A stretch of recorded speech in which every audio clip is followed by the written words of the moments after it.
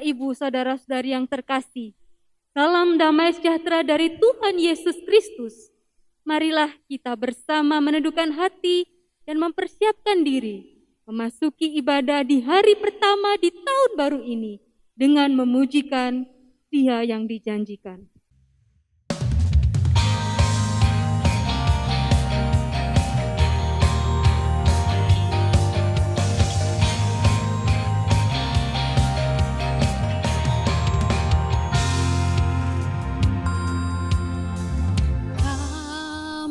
Lesu dan lelah, terpuruk dalam lembah kekelaman. Terima kabar bahagia, menantikan Dia yang telah dijanjikan. Ku jatuh dalam dosa, kesukaran masih menaungi kita. Kini tiba saatnya, hadirlah Sang Raja, berkuasa bertata. Yesus, Yesus, Yesus namanya, mari sambut Dia, Sang Penyelamat bagi hidup kita. Yesus, Yesus, Yesus namanya, pembawa damai sejahtera. Terpujilah Dia selamanya.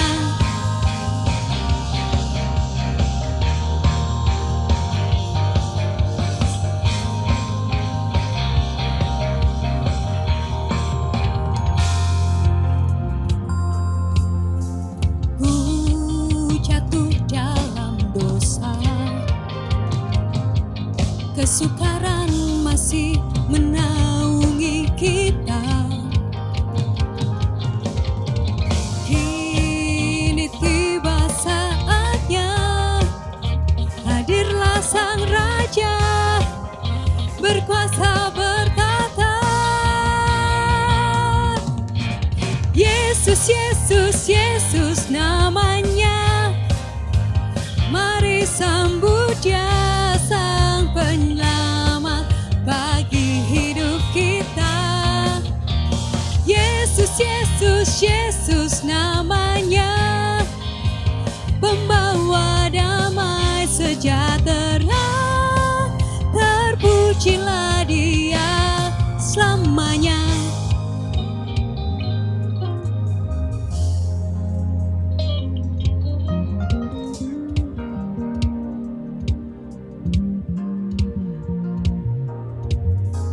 Yesus, Yesus, Yesus namanya, mari sambut Dia, Sang Penyelamat bagi hidup kita. Yesus, Yesus, Yesus namanya, pembawa damai sejahtera. Terpujilah Dia. Oh, Yesus, Yesus, Yesus namanya, mari sambut Dia, Sang Penyelamat bagi hidup kita. Yesus, Yesus, Yesus namanya, pembawa damai sejahtera. Terpujilah Dia, besar kuasanya, Raja segala raja selamanya.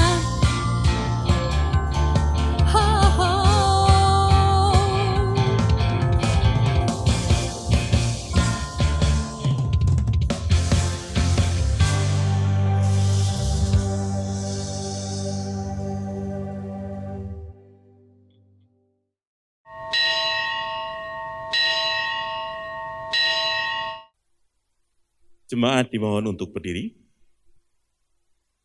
Selamat pagi umat Tuhan yang terkasih, Selamat beribadah di hari pertama tahun 2021. Mari kita sambut tahun yang baru ini dengan bersyukur kepada Allah yang senantiasa hadir dalam hidup kita. Mari kita mempersiapkan hati kita untuk beribadah. Mari kita menyanyi Allah hadir bagi kita.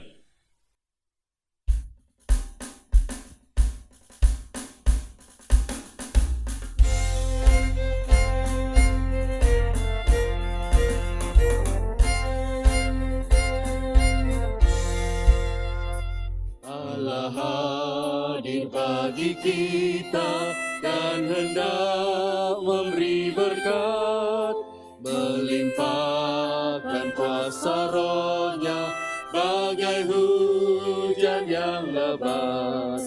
Dengan Roh Kudus ya Tuhan, umat-Mu berkatilah, baharui hati kami, curahkan kurnia.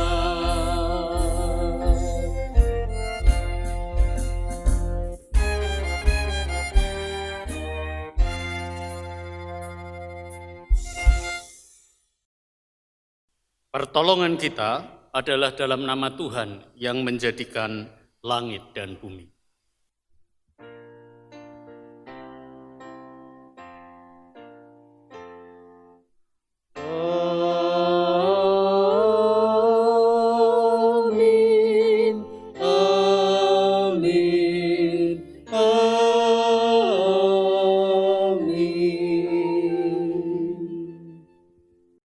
Kasih karunia dan damai sejahtera dari Allah Bapa kita dan dari Tuhan Yesus Kristus menyertai saudara. Dan menyertai saudara juga. Jemaat dipersilahkan duduk kembali. Bagi sebagian besar dari kita, tahun 2020 adalah tahun yang penuh tantangan dan kesulitan. Hanya oleh kasih-Nya, maka kita dapat melaluinya. Mari kita sambut tahun 2021 dengan tetap bersandar kepadanya. Mari kita puji dan sembah Dia yang setia menjaga dan membimbing kita. Mari kita nyanyikan Dikau Allah ku sembah.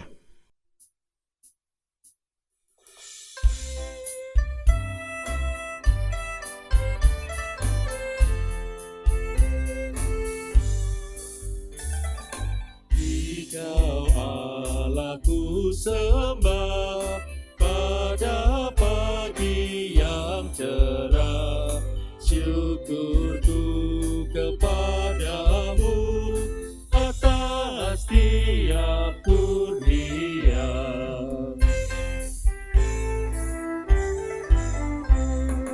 Kau telah menjagaku pada malam yang gelap, pada hari ini pun bimbing langkahku tetap.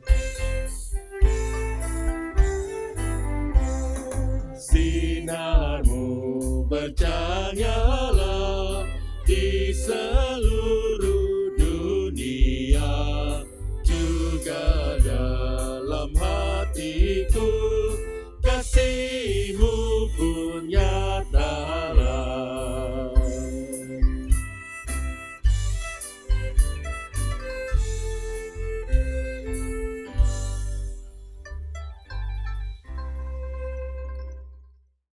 Tuhan, Engkau selalu setia menjaga dan membimbing kami umat-Mu. Namun tidak selalu kami berlaku setia kepadamu. Engkau telah memulihkan dan memperbarui hidup kami, namun kami masih sering kembali pada cara hidup kami yang lama. Engkau mengutus kami untuk mewartakan dan menghadirkan kasih-Mu kepada orang-orang di sekitar kami. Namun kami terus sibuk memikirkan kepentingan dan kebutuhan diri kami sendiri. Ampunilah kami ya Tuhan, dan barulah kami. Kami berdoa dan memohon ampun demi nama Kristus Yesus, Sang Batu Karang yang teguh. Amin.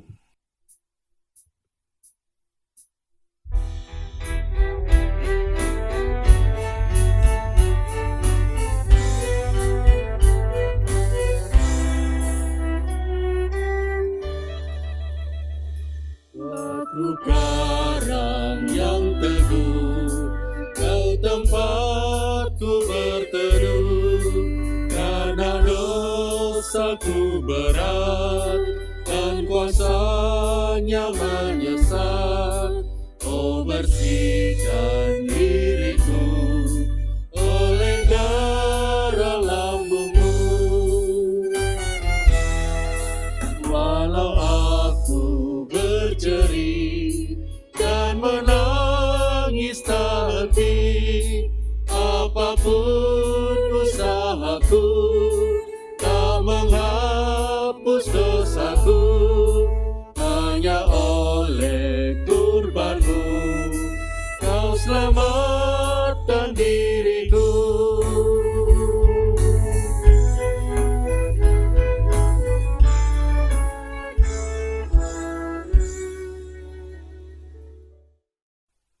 Marilah kita berdiri untuk menyambut berita anugerah yang diambil dari Yehezkiel 36 ayat 26. Kamu akan kuberikan hati yang baru dan roh yang baru di dalam batinmu, dan aku akan menjauhkan dari tubuhmu hati yang keras, dan kuberikan kepadamu hati yang taat. Demikianlah berita anugerah dari Tuhan. Syukur kepada Allah. Dengan hati yang baru yang telah diberikan Tuhan kepada kita, mari kita nyatakan tekad kita untuk menghidupi hidup baru sebagai umat kepunyaannya.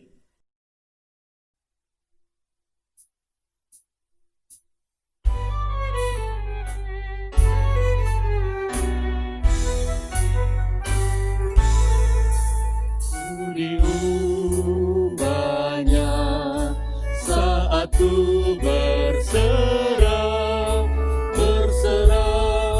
kepada Yesus.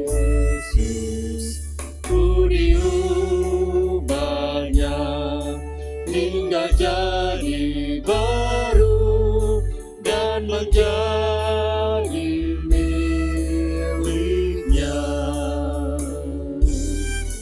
Kegemaran lama telah lenyap dan yang baru lebih berkenan. Ku diubahnya saat ku berserah dan menjadi miliknya.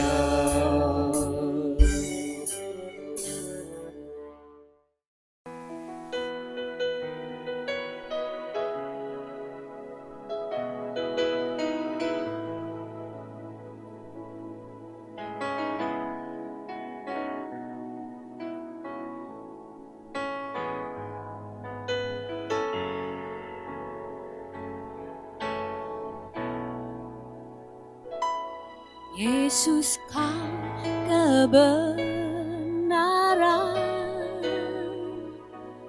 yang menyelamatkanku.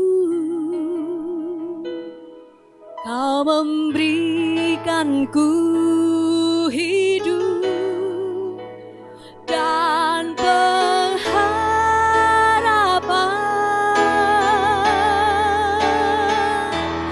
Ku ikut kehendak-Mu, ku perlu anugerah-Mu. Ku nyatakan janjiku kepadamu.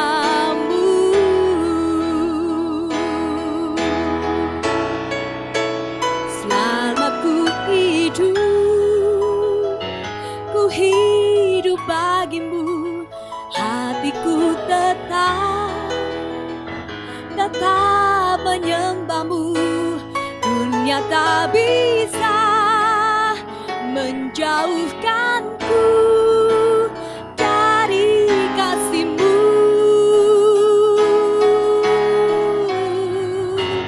Selama ku hidup bagimu, mataku tetap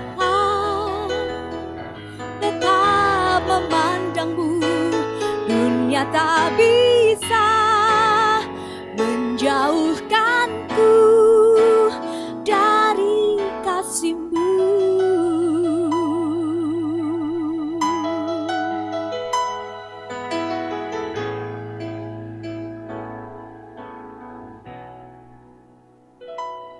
Yesus, Kau kebenaran yang menyelamatkanku. Kau memberikanku hidup dan pengharapan.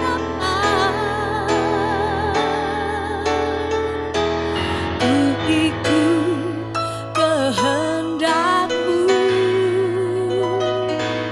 ku belum anugerah-Mu, ku nyatakan janjiku kepadamu.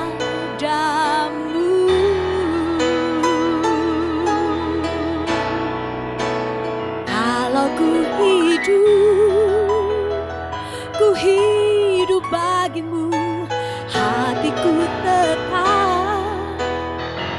tetap menyembah-Mu. Dunia tak bisa menjauhkanku dari kasih-Mu.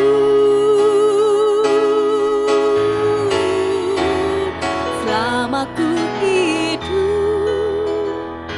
hidup bagimu, mataku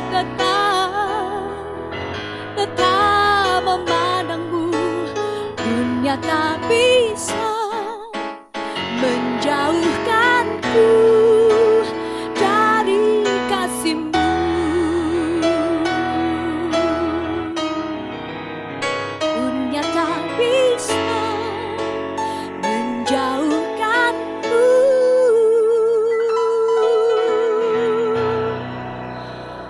dari kasih-Mu.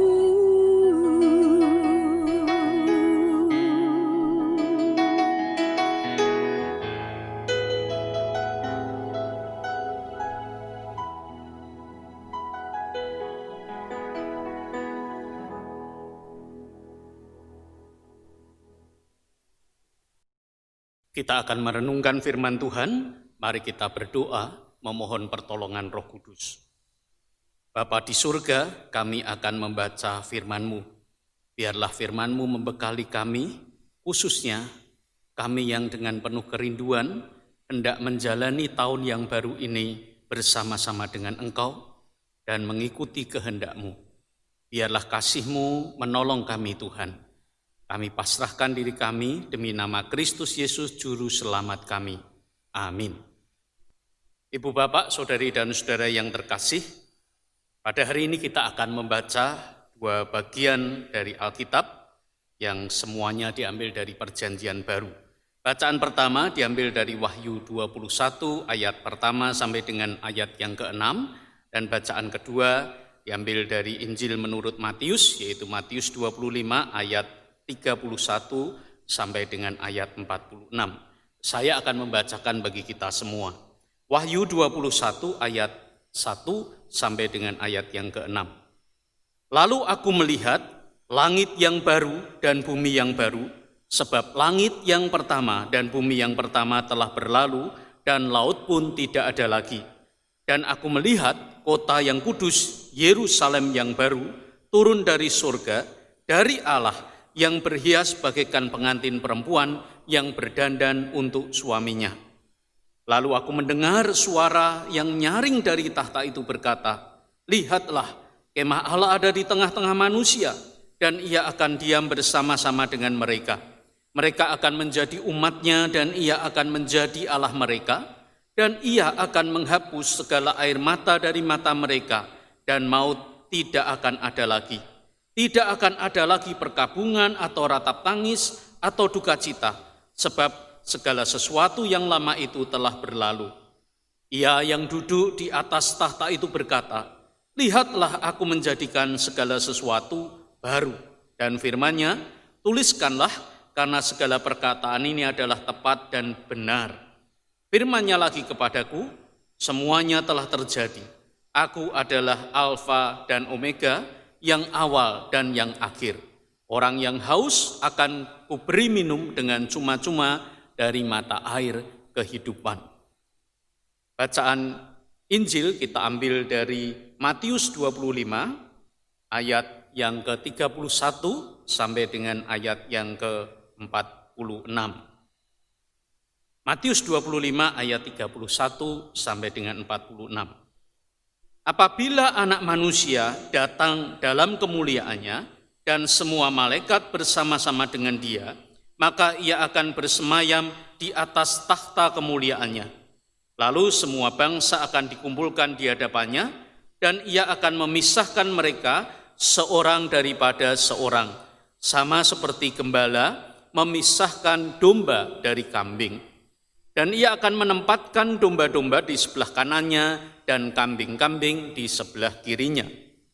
Dan raja itu akan berkata kepada mereka yang di sebelah kanannya, "Mari, hei kamu yang diberkati oleh Bapakku, terimalah kerajaan yang telah disediakan bagimu sejak dunia dijadikan.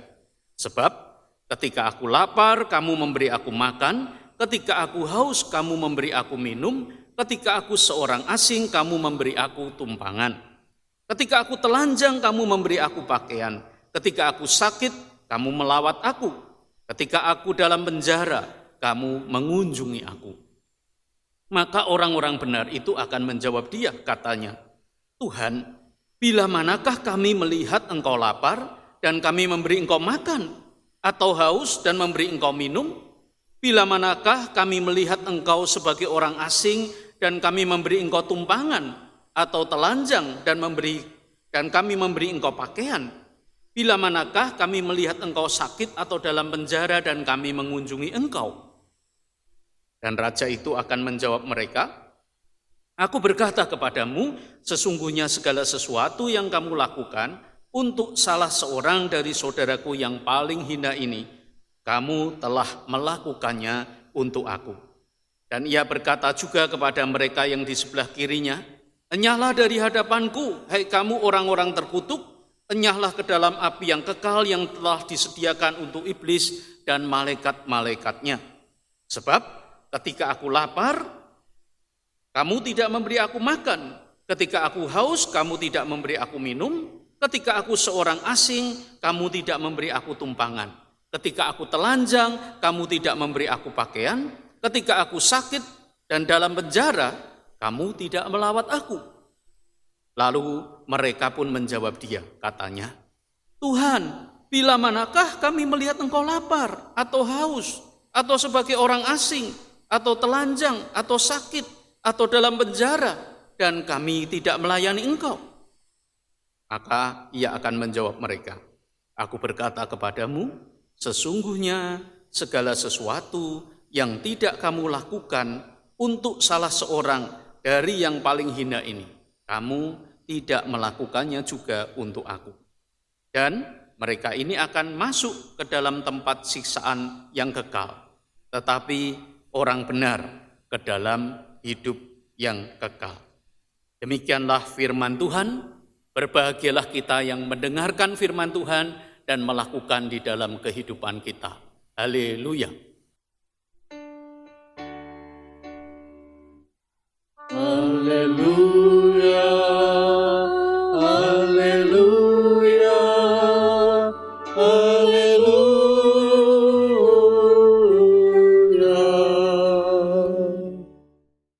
Ibu bapak, saudari dan saudara, mungkin Anda pernah berjumpa dengan seseorang yang setiap kali berulang tahun mengatakan bahwa umurnya bukan bertambah, melainkan justru berkurang. Kalau saudara berkata, "Selamat ya, sudah tambah usia 1 tahun lagi." Dia akan menjawab, "Oh enggak gitu Pak, bukan bertambah Pak, tapi justru berkurang 1 tahun. Nah, mengapa dia berkata begitu? Dia berkata demikian karena melihat bahwa kesempatannya untuk hidup di masa depan bukannya bertambah tetapi justru semakin singkat. Meskipun sesungguhnya mereka tidak tahu batas umur mereka. Cukup masuk akal bukan? Nah, logika yang sama juga dapat kita gunakan untuk menghubungkan tahun baru dan akhir zaman. Meskipun kita tidak tahu kapan akhir zaman itu akan tiba, namun kita tahu bahwa akhir zaman itu semakin lama bukan semakin jauh, tetapi semakin dekat. Perjalanan hidup kita adalah perjalanan mendekati akhir zaman. Jadi, setiap kali kita melewati pergantian tahun dan memasuki tahun yang baru, sesungguhnya itu berarti satu langkah atau satu tahun lagi semakin dekat dengan akhir zaman. Nah, dua bacaan kita hari ini dalam kebaktian tahun baru ini juga berbicara mengenai akhir zaman. Bacaan pertama dari Wahyu 21 ayat 1 sampai dengan 6 mengajak kita mengintip keadaan kita orang-orang percaya di akhir zaman, yaitu pada waktu Tuhan mengaruniakan langit baru dan bumi baru. Nah, bacaan yang kedua, Matius 25 ayat 31 sampai dengan 46, berbicara mengenai pengadilan di akhir zaman yang memisahkan mereka yang layak dan yang tidak layak bersama-sama dengan Kristus memasuki kehidupan yang kekal di akhir zaman. Nah, pertama-tama penting untuk kita perhatikan bahwa Alkitab tidak mengajarkan kepada kita untuk memandang semakin dekatnya kita dengan akhir zaman itu atau semakin singkatnya waktu hidup kita itu dengan cara yang pesimistik, apalagi dengan perasaan khawatir. Sebaliknya, seperti bacaan yang pertama dalam Wahyu 21 ayat 1 sampai dengan 6, Alkitab mengajak kita memandang datangnya akhir zaman itu dengan penuh pengharapan sebagai orang-orang yang menyambut datangnya kehidupan yang baru. Lebih dari itu, Alkitab juga mengajar kita untuk merealisasikan atau mewujudkan kehidupan baru di akhir zaman itu dalam kehidupan kita di masa kini, sewaktu kita masih ada di dunia ini. Hal inilah yang disampaikan dalam bacaan kedua, Matius 25 ayat 31 sampai dengan 46. Oleh karena itu, sebagai warga kerajaan surga, kebaruan itu haruslah semakin nyata di dalam kehidupan kita di dunia. Pertanyaannya adalah, baru seperti apa? Baru di dalam hal apa? Nah, untuk menjawab pertanyaan ini, mari kita memperhatikan bacaan yang pertama, Wahyu 21 ayat 1 sampai dengan 6. Nah, saya harap kita tidak salah fokus ketika membaca perikop ini. Nah, kita coba ya, kita uji. Kemanakah menurut saudara-saudara seharusnya fokus perhatian kita? Kepada pemandangan yang fantastis, ketika langit yang baru dan bumi yang baru itu hadir di hadapan kita, atau kepada suara Tuhan yang duduk di tahta? Jawabannya jelas, tentu kepada suara Tuhan. Oleh karena itu, ketika di ayat 5 kita membaca Tuhan berkata, "Lihatlah, aku menjadikan segala sesuatu baru," maka fokus kebaruan itu bukanlah di ayat 1 dan 2, melainkan di ayat 3 dan 4 yang berbicara mengenai hubungan yang indah antara Allah dan umatnya. Kebaruan di akhir zaman itu adalah kebaruan relasi antara Allah dengan umatnya. Nah, di dalam kebaruan itulah kita dapat menikmati hubungan yang sedekat mungkin dengan Allah. Mengapa sedemikian dekat? Karena tidak ada hal apapun yang mengganggu hubungan itu, khususnya hal-hal yang disebutkan di ayat yang keempat, yaitu air mata, maut, perkabungan, ratap tangis, dan duka cita. Nah, apa yang bisa kita pelajari dari ayat-ayat ini? Allah bukan hanya mengampuni dosa kita, tetapi juga meniadakan dampak utama dari dosa kita, yaitu maut atau kematian dan segala bentuk duka cita dan penderitaan yang ditimbulkannya.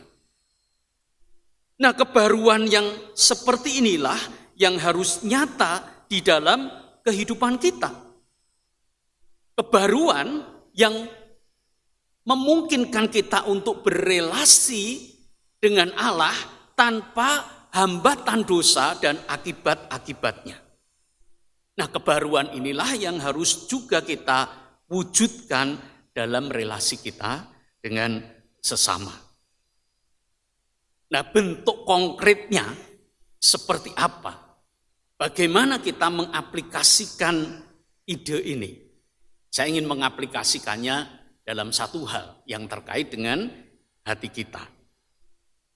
Jika Anda pernah terluka oleh perkataan atau tindakan orang lain, dan Anda membiarkan bekas luka-luka itu tetap ada di dalam hati Anda, maka bekas-bekas luka itu, misalnya kekecewaan, kesedihan, kemarahan, kebencian, dan sebagainya, akan mengganggu hubungan Anda dengan orang-orang di sekitar Anda, termasuk orang-orang yang sebetulnya tidak terkait atau tidak langsung berhubungan dengan peristiwa-peristiwa menyakitkan yang Anda alami itu. Nah, ini bisa terjadi pada siapa saja dan pada semua orang, termasuk orang-orang yang sebetulnya sudah memiliki hubungan yang indah dengan Kristus. Misalnya, kita bisa marah kepada seseorang secara berlebihan, lebih dari porsi yang wajar. Kesalahannya mungkin tidak seberapa, mungkin dia cuma salah ngomong sedikit, dan mungkin dia tidak sadar dengan kesalahan itu. Tapi kita bisa sedemikian marah, sampai kemudian kita mengatakan perkataan-perkataan yang sangat keras, bahkan sangat kotor, atau bahkan kita melakukan kekerasan fisik terhadap dia. Nah, mengapa kemarahan dalam porsi yang tidak wajar ini bisa terjadi? Ini bisa terjadi karena bekas-bekas luka di masa lalu membuat kita tidak sanggup mengendalikan kemarahan kita. Karena itu sesungguhnya pesan bahwa Allah sudah membereskan hubungan kita dengan Dia, sudah membersihkan hati kita dari dosa dan semua dampak-dampaknya, termasuk kesedihan dan juga maut, itu sebetulnya juga mengajak kita untuk memasuki tahun baru dengan meninggalkan bekas-bekas luka itu. Mari kita ampuni orang yang telah melukai hati kita dan memohon Tuhan untuk membersihkan hati kita dari bekas-bekas luka itu. Nah, catatan pentingnya adalah kita tidak bisa hanya meminta Tuhan membersihkan hati kita, namun kita tidak bersedia mengampuni orang tersebut. Mengapa? Karena jika kita tidak mengampuni dia, maka kita masih menyimpan sumber kotoran itu di dalam hati kita, yaitu peristiwa yang pahit itu. Dengan mengampuni, kita membuang peristiwa yang menyakitkan itu dari kehidupan kita. Sehingga ketika kita memohon Tuhan membersihkan hati kita, kita juga membuang sumber-sumber yang mengotori hati kita itu. Nah, itulah kebaruan yang sejati. Kebaruan yang dimulai dari hati, yang sudah dikerjakan oleh Tuhan ketika Dia membereskan hubungan kita dengan Dia, tetapi yang Tuhan juga memanggil kita untuk mengerjakannya dalam relasi kita dengan sesama. Nah, Ibu Bapak dan saudari-saudara, kalau kita pergi ke tempat penjualan handphone atau telepon genggam, di sana kita akan ketemu dengan para penjual yang menjual telepon genggam atau handphone itu dalam berbagai kondisi. Bukan hanya yang baru saja, tetapi kita akan ketemu dengan orang-orang yang menjual handphone atau telepon genggam yang bekas. Artinya yang sudah pernah dipakai oleh pemilik sebelumnya. Nah, sebetulnya di antara yang baru dan yang bekas ini, di tengah-tengahnya, ada satu kondisi yang disebut sebagai barang rekondisi. Jadi ada kalanya kita akan ditawari, Pak atau Bu, mau enggak barang rekondisi? Apa itu barang rekondisi? Barang rekondisi adalah sesungguhnya barang yang bekas, pernah dipakai oleh pemilik sebelumnya. Tetapi diberi bungkus atau casing yang baru, pembungkus luarnya itu baru. Mungkin layarnya juga diganti dengan layar yang baru. Keypadnya atau tombol-tombolnya mungkin juga baru. Tetapi mesinnya atau bagian dalamnya, prosesornya, chipnya, itu masih pakai barang yang lama. Sehingga sepintas kita akan melihat itu seperti barang yang baru. Karena bekas-bekas goresan di luar, bekas-bekas pemakaian, tanda-tanda aus dari pemakaian sebelumnya tidak muncul, tidak ada lagi.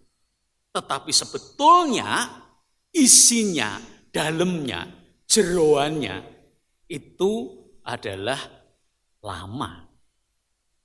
Nah itu barang rekondisi. Nampak baru penampilannya, tapi dalamnya tidak baru. Nah kebaruan yang diajarkan oleh firman Tuhan bukan kebaruan semacam itu. Sebaliknya, justru yang dibarui itu adalah yang di dalam diri kita. Bukan hanya penampilan kita. Yang dibarui itu adalah hati kita.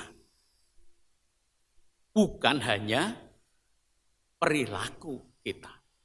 Tapi perilaku yang muncul dari dalam hati. Nah kebaruan yang sejati, yaitu kebaruan hati, itulah yang sebetulnya memampukan kita untuk hidup sebagai warga kerajaan surga. Meskipun kita masih di dunia. Nah ini dapat kita pelajari dari bacaan yang kedua. Itu di Matius 25 ayat 31 sampai dengan 46. Nah kita sudah sering membaca bagian ini, saya yakin. Tetapi hari ini saya mengajak kita memperhatikan satu hal yang penting, yang mungkin sering luput dari perhatian kita ketika membaca perikop ini. Yaitu keterkejutan orang-orang mendengar hasil evaluasi yang Tuhan berikan atas kehidupan mereka. Di akhir perikop ini di ayat 41 sampai dengan 46, para kambing, yaitu orang-orang yang terhukum, itu terkejut dan bertanya, setengah protes, Tuhan, bila manakah kami melihat engkau lapar atau haus, atau sebagai orang asing, atau telanjang, atau sakit, dan dalam penjara dan kami tidak melayani engkau. Ayat 44. Mereka terkejut karena mereka tidak mengerti bahwa sikap mereka terhadap sesama sesungguhnya adalah sikap mereka terhadap Tuhan. Namun, Ibu Bapak, Saudari dan Saudara, di ayat yang ke-36 kita juga melihat bahwa para domba, yaitu orang-orang benar, yang mendapat ganjaran hidup kekal, juga terkejut ketika Tuhan memberikan evaluasi dan pujian atas sikap dan perilaku mereka terhadap sesama. Mereka juga bertanya, kapan Tuhan atau bila mana Tuhan kami melihat engkau seperti itu? Nah itu berarti bahwa mereka melakukan segala sesuatu itu terhadap sesama mereka dengan tulus hati. Bukan dengan sikap yang dibuat-buat untuk mendapatkan pamrih tertentu. Termasuk bukan untuk mendapatkan hidup yang kekal. Sebaliknya sikap itu muncul secara alamiah atau secara natural sebagai wujud nyata dari sikap mereka terhadap Tuhan. Sikap itu muncul dari hati seorang yang relasinya dengan Tuhan telah dipulihkan. Nah, dalam hal inilah sikap dan perlakuan terhadap sesama juga membutuhkan kebaruan. Itu bukan sekadar perbuatan baik terhadap orang lain. Tapi itu adalah sikap dan perbuatan yang muncul dari hati yang diperbarui oleh Tuhan. Nah, konkretnya seperti apa? Perbedaan yang lebih jelas di mana sih? Saya yakin sebagian besar dari kita berupaya memperlakukan orang-orang di sekitar kita dengan baik. Dan tentu saja itu wajar. Wajar juga jika setelah kita melakukan sesuatu yang baik itu, kita akan merasa senang. Dan bersamaan dengan rasa senang itu, seringkali juga terselip rasa bangga. Menurut saya, itu pun wajar. Namun, jika fokus kita hanya pada perbuatan baik itu saja, apa bedanya dengan orang-orang yang belum mengenal Kristus? Pada kenyataannya ada banyak hal yang bisa mendorong kita dan juga orang-orang lain walaupun mereka tidak mengenal Kristus untuk berbuat baik. Mulai dari ingin dapat imbalan sampai pada takut atau berusaha menghindari hukuman. Ada yang melakukannya sebagai balas budi, ada juga yang melakukannya untuk menyuap atau membeli kebaikan orang lain. Ada yang melakukannya karena takut masuk neraka dan ingin masuk surga. Nah, sikap dan perilaku murid-murid Kristus tidak didorong oleh motivasi semacam itu. Tidak didorong oleh respon dan reaksi orang lain yang telah menerima kebaikan dari kita. Saya tidak mengatakan bahwa kita tidak boleh menerima balas budi orang lain. Kita tidak boleh menerima pujian atau ucapan terima kasih yang membuat hati kita senang. Tidak. Saya tidak mengatakan kita anti terhadap semua itu. Semua itu boleh kita terima dan itu wajar.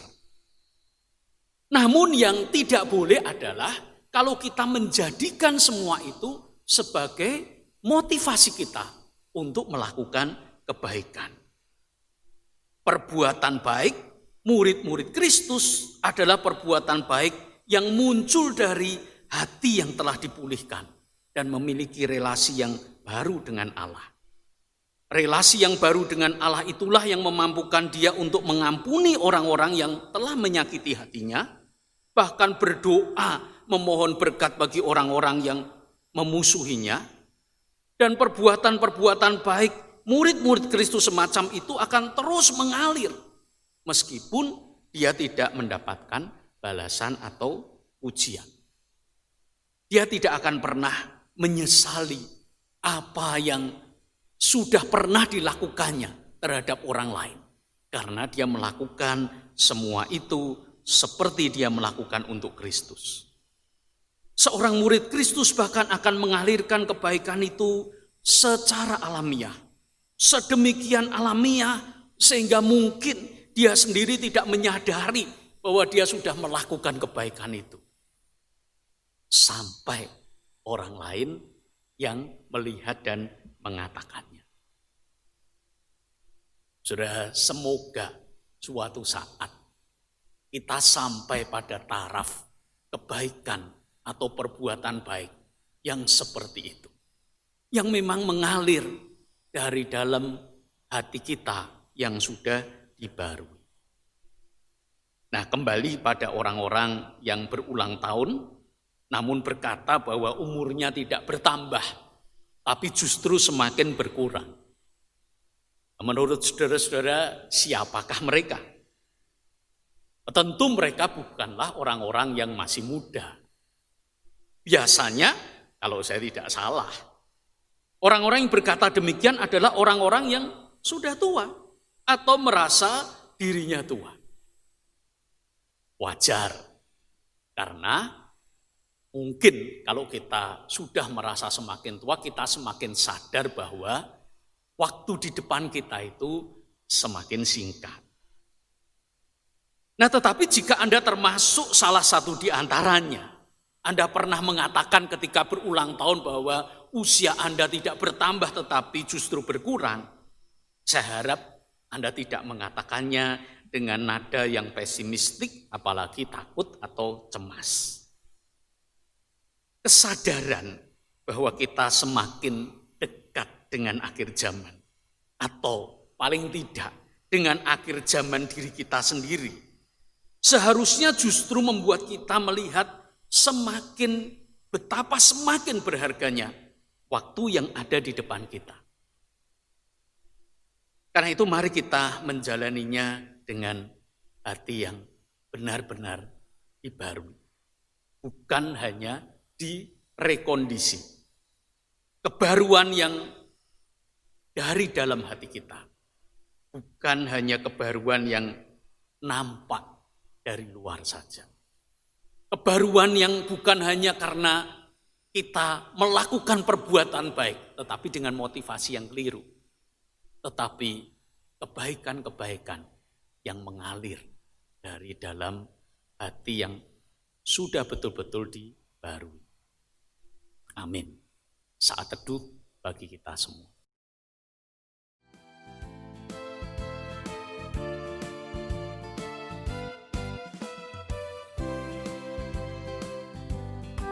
Lebah selalu terpikat pada bunga. Mengapa?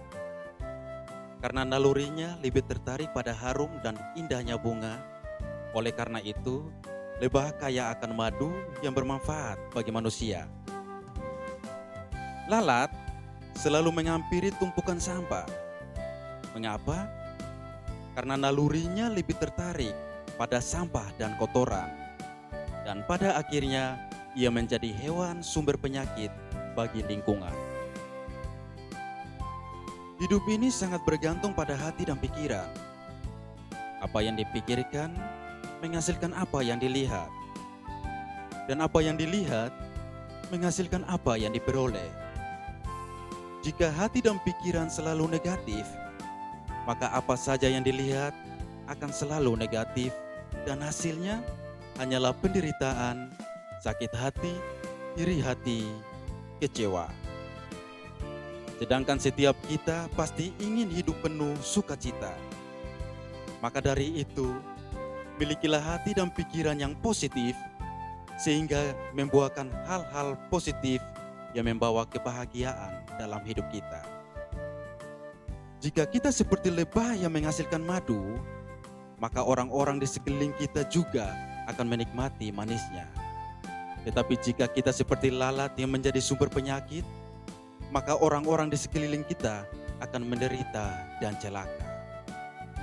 Tuhan juga mengingatkan kita melalui Filipi pasal 4 ayat 8. Jadi akhirnya, saudara-saudara, semua yang benar, semua yang mulia, semua yang adil, semua yang suci, semua yang manis, semua yang sedap didengar, semua yang disebut kebajikan dan patut dipuji, pikirkanlah semuanya itu. Lantas apa yang dapat kita lakukan? Mari bersama membangun dan menyebarkan hal-hal positif sejak surya menyapa di pagi hari sampai cantiknya sinar bulan menerangi. Jemaat diundang untuk bangkit berdiri. Bersama dengan umat Allah di masa lalu, masa kini, dan masa depan, marilah kita mengingat pengakuan iman pada baptisan kita menurut pengakuan iman rasuli yang berbunyi demikian.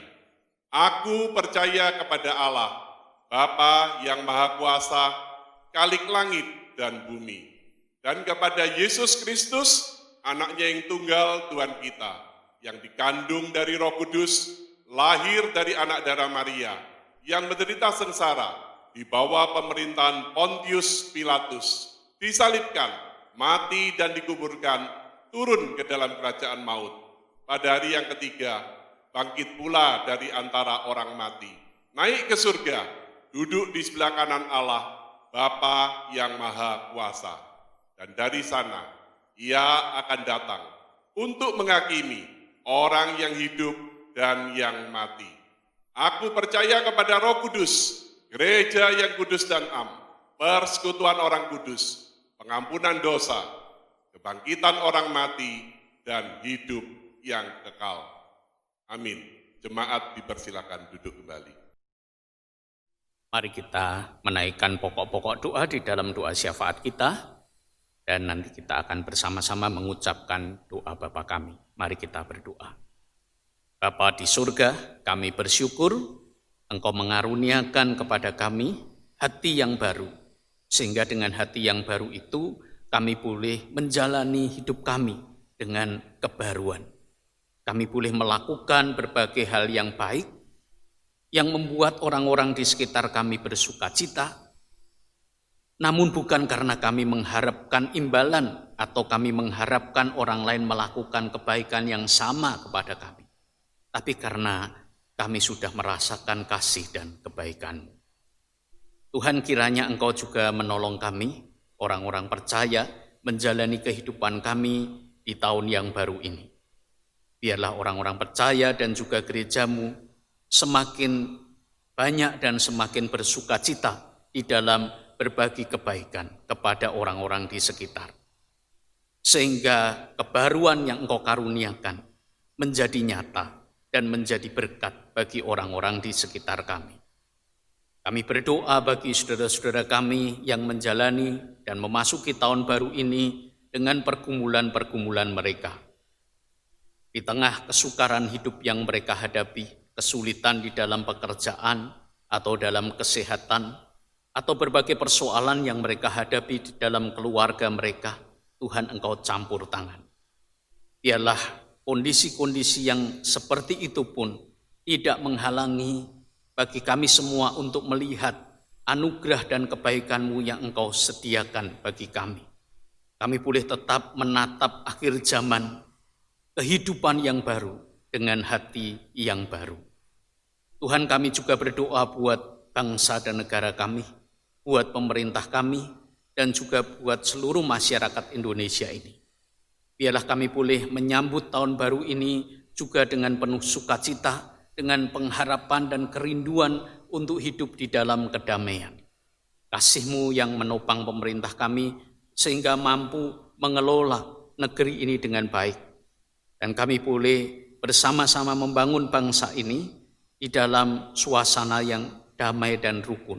Berkati secara khusus para pemimpin dan para tokoh agama agar kami semua boleh menjalankan kehidupan keagamaan kami dan juga boleh memimpin umat kami pada cara hidup beragama yang benar di tengah keberagaman.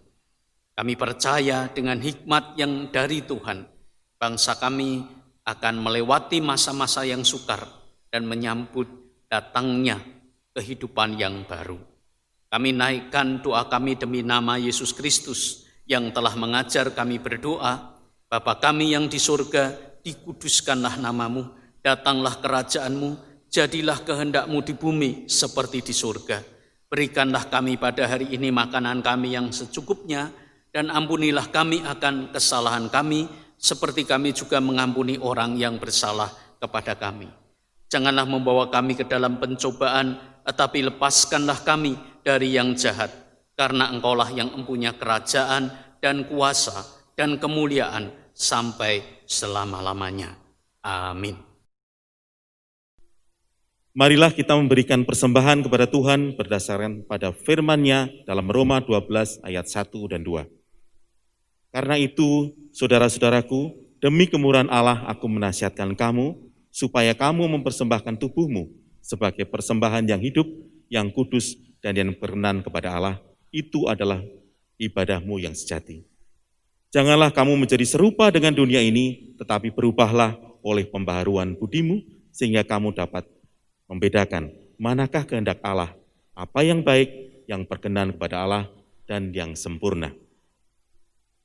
Persembahan dapat kita berikan dengan cara pertama, transfer ke rekening yang tertulis di bawah ini. Yang kedua adalah pemindaian scan QR Code GKI Residen Sudirman. Dan yang ketiga adalah dengan mengumpulkan dalam amplop dan diserahkan ke kantor gereja pada jam kerja atau dimasukkan di kotak persembahan di gedung gereja. Atau bisa pula dipersembahkan di gereja pada saat kita bisa beribadah kembali di gedung gereja. Dengan hati yang penuh syukur, mari kita menyanyi, Tuhan Engkaulah hadir.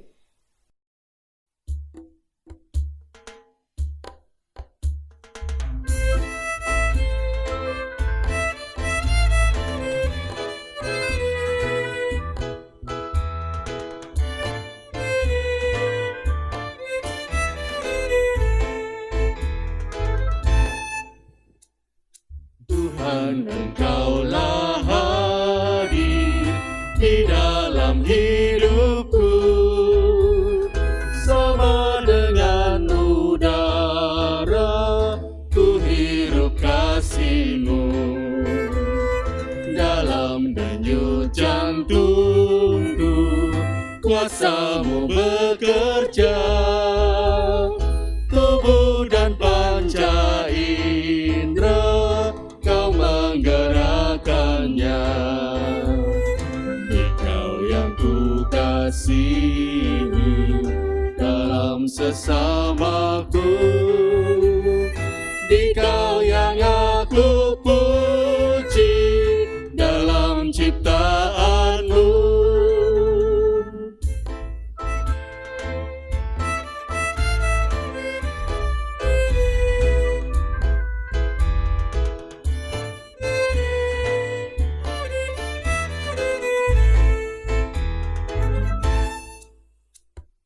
Juga di pekerjaan Kau Tuhan beserta, juga Engkau dengarkan lagu keluh kesah, lagu mesin dan martil, bising dan menderu, lagu peras keringat naik kepadamu. Dikau yang ku kasihi dalam sesamaku, Dikau yang aku puji dalam ciptaan-Mu.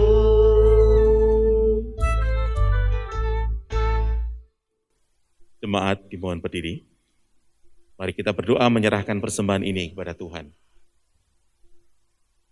Kami menghadap kepadamu Bapa, membawa persembahan sebagai wujud syukur atas berkat dan kebaikan yang telah Tuhan anugerahkan.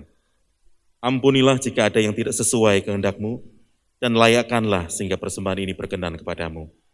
Kiranya dapat berguna menjadi karya layanan untuk jemaat-Mu dan bagi kemuliaan-Mu. Dalam nama Yesus Kristus, Tuhan kami berdoa. Amin. Mari persembahkan hidup yang memuliakan namanya, dan mari kita nyatakan kehadirannya melalui karya kasih kita kepada sesama. Kasih-Nya senantiasa menyertai kita, dan firman-Nya senantiasa menuntun kita. Mari kita menyanyi, besarkan nama Tuhan.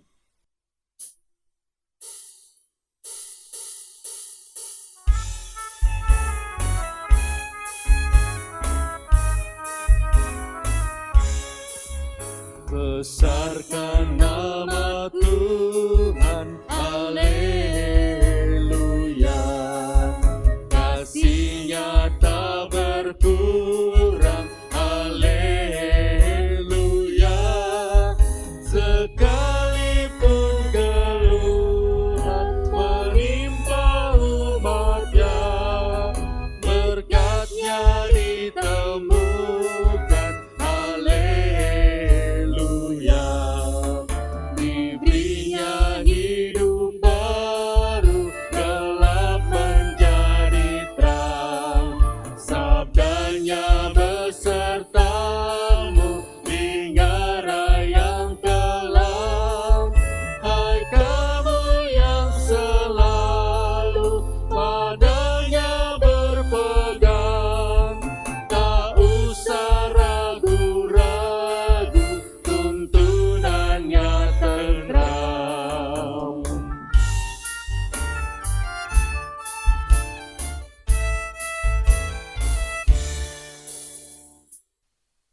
Umat Tuhan yang terkasih, arahkanlah hatimu kepada Tuhan. Kami mengarahkan hati kami kepada Tuhan. Jadilah saksi Kristus. Syukur kepada Allah, Terpujilah Tuhan. kini dan selamanya. Tuhan memberkati engkau dan melindungi engkau. Tuhan menyinari engkau dengan wajah-Nya dan memberi engkau kasih karunia. Tuhan menghadapkan wajah-Nya kepadamu dan memberi engkau damai sejahtera.